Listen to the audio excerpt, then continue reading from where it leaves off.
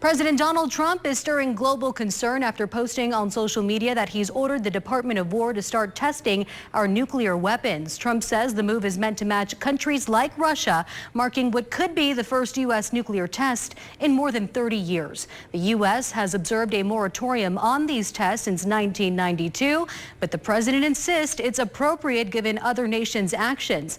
The White House has not clarified those comments. Nevada officials say they were taken by surprise by President Trump's announcement, but that they oppose any efforts to restart testing. Senior political reporter Steve Sebelius has that story. There have been more than 900 nuclear tests above and below ground here in the state of Nevada.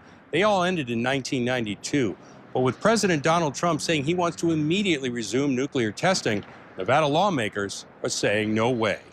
Nuclear detonations took place over 50 years, not only to ensure America's arsenal was functional, but to test new weapon designs.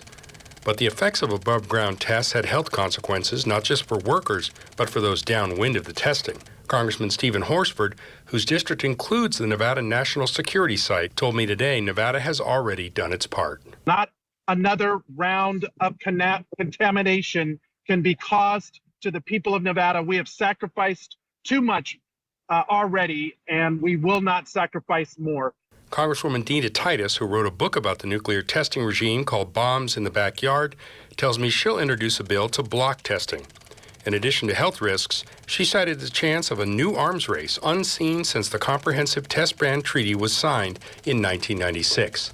That treaty has not been ratified by the U.S. Senate. If you think about how hard we worked, how much time it took, how many pieces had to fall into place to put in an agreement with the Soviet Union primarily that we would stop testing, how could they turn that clock back and restart an arms race?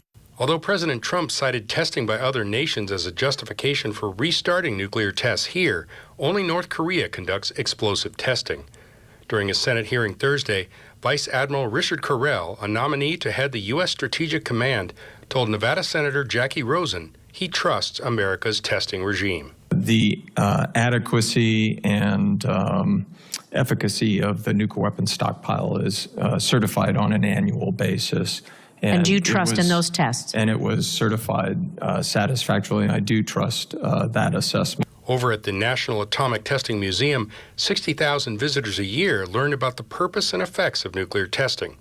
Joseph Kent, Chief Community Officer and Curator, told me he invites the public to learn the facts about a fascinating period in Nevada and U.S. history. We believe strongly that in order to ensure an open dialogue about national security and what that means, it really starts with understanding the past. So it's really important for them to come in, walk through our galleries, learn about the history and what we've gained from that in order to be able to have that discussion. Experts say it'll take time to restart nuclear testing, so we won't be seeing any tests anytime soon. Reporting from the National Atomic Testing Museum, I'm Steve Sebelius.